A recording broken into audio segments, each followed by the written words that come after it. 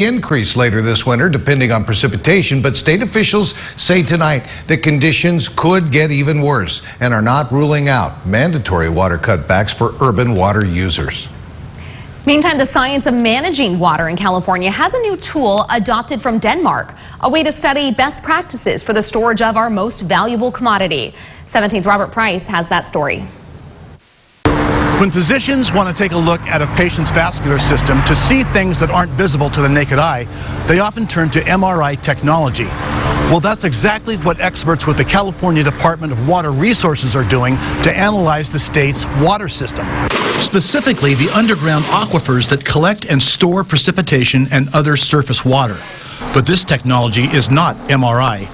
It's AEM, and although it's been around for almost 20 years, it's about to be adapted on a widespread basis in California, starting here in Kern County.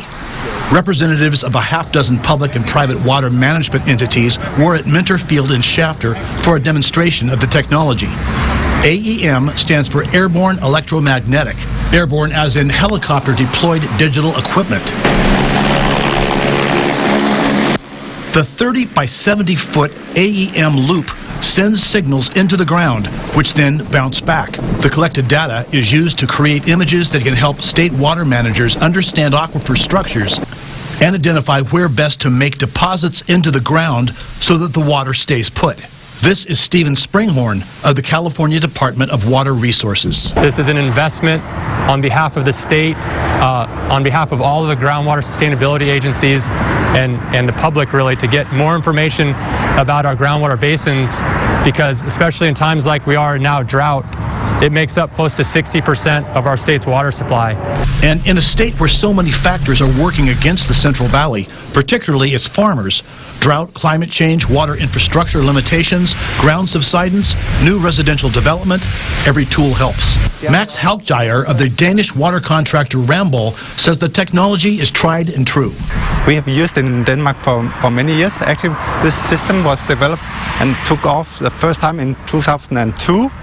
It was commercially available since 2004, and it has been used across the entire Denmark. Why did the State Water Agency launch this underground survey here in Kern County? Because at the southern tip of the Central Valley, it's a logical place to begin development of what will be a standardized statewide data set that improves our understanding of aquifer structures. Local water managers have to figure out how to best implement SGMA, that's the Sustainable Groundwater Management Act, which will force agriculture to make some tough decisions about water usage. The hope is that the AEM watercopter informs those decisions in a positive way.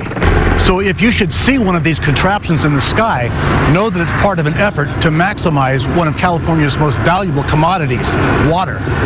At Minter Field, Robert Price, 17 News. Well, dry times here in the